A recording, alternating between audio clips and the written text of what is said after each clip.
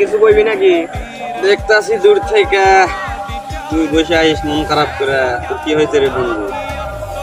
আরে বন্ধু একটু মন টন খারাপই, বাবা অসুস্থ, কাজ খুঁজতাছি, কাজ পাইতাছি না। ও আচ্ছা, তাকে আমি আসি। যে বন্ধু তোর হাতে না ফোন ছিল, ফোন কি করতো? ফোন বেচা দিছি। তোর বাবা না অসুস্থ, যাই চল বন্ধু ওষুধ কিনতে যাই।